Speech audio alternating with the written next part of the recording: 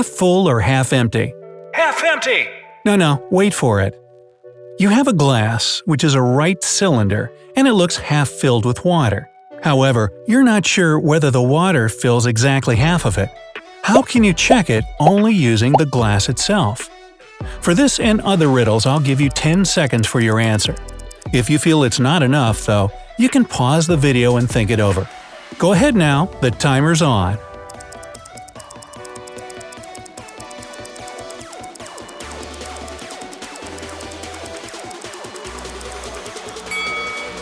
To find out if the glass is exactly half full, tip it to the side until the water reaches the rim.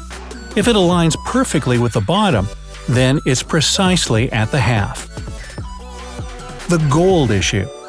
Two men find an old golden coin and have to decide who takes it home with them. They agree to toss the coin and see who gets it. But there's a catch. The coin is a little heavier on one side, so it flips to the tails more often than heads.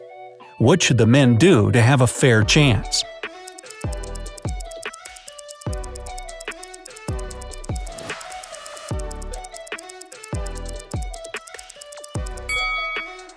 They should toss the coin at least twice. On the first toss, they call heads or tails, and on the second one, they automatically switch their choices. If they have a tie after the second toss, they should repeat until one of them wins both flips. The lock dilemma. Sam and Emma live thousands of miles apart, and Sam wants to send Emma an expensive ring via mail. The trouble is, however, that anything sent by mail gets stolen on the way, unless there's a lock put on the parcel. Both Sam and Emma have plenty of locks and keys, but they haven't got keys for any of the locks the other one has. How can Sam send the ring to Emma so that she can unlock the parcel?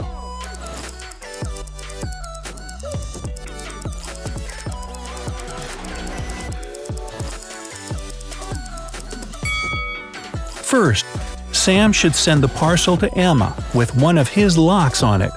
When she receives it, she should put her own lock on the parcel and send it back to Sam. Then, Sam should take off his lock without touching Emma's and send it to her again.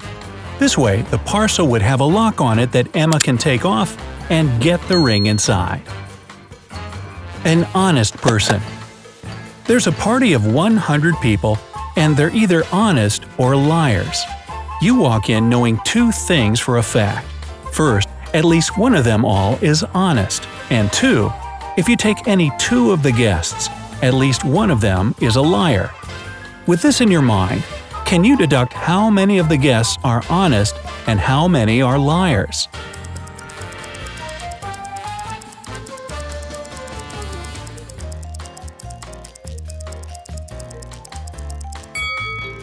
Yes, you actually can.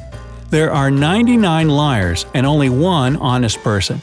If you take that honest guest and any other with them, then whoever you take, he or she will be a liar, satisfying the second piece of information you have. The Shakespeare riddle.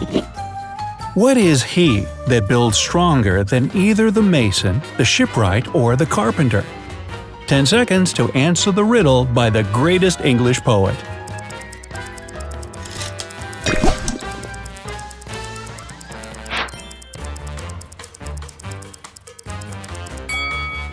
It's the gravedigger, for his houses will last forever. You're in a dark room with no windows and two doors leading out. Behind one of them is a hungry lion that will attack you as soon as it sees you. Behind the other is an alien waiting to conduct experiments on you. Which door would you choose in order to survive and safely go home? I guess you'll need another 10 seconds for that.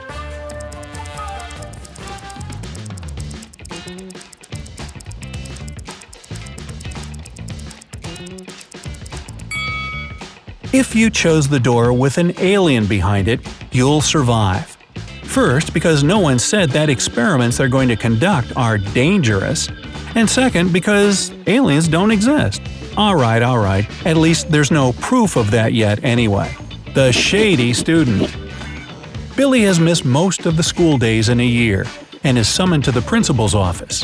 When the principal asked him why he missed out on so many classes though, Billy replied, "I'm sorry, principal, but there just isn't enough time for school.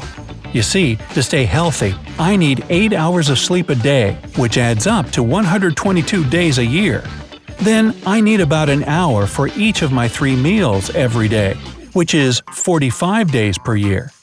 You told us yourself that students need at least 2 hours a day for exercise and rest, and that adds up to another 30 days. Then there are weekends off, making it 104 days a year, and summer holidays that last 60 days. Wow, what country do you live in, kid? If you add all this up, you'll get roughly 361 days, which only leaves 4 days for school." The principal knows there's a flaw in this logic but can't put a finger on it. Can you?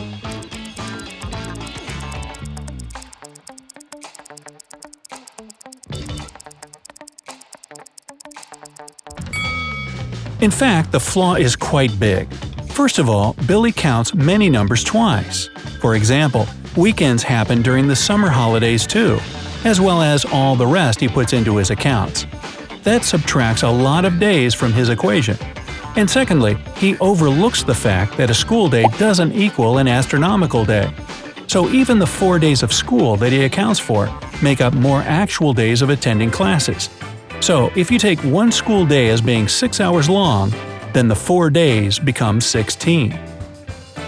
A crafty teacher.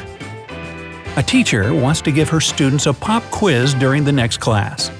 The students, however, decide to skip the class altogether, thinking the teacher will call off the quiz. All of her students know each other's names, and if a student knows he or she is getting a detention, they take the quiz. But the problem is that the teacher can only give detention to one of her students for skipping the quiz. Yet still, she managed to make them all attend. How did she do that?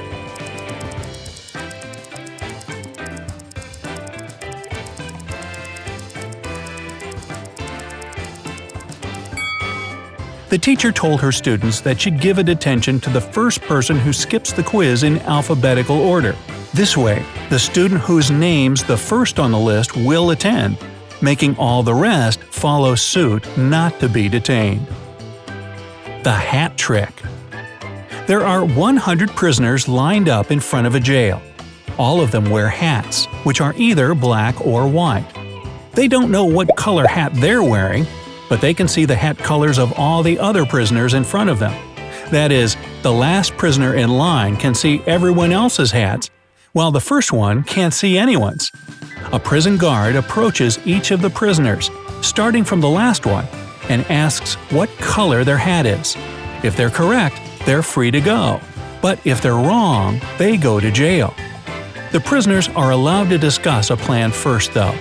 What should they do so that at least 99 of them are set free?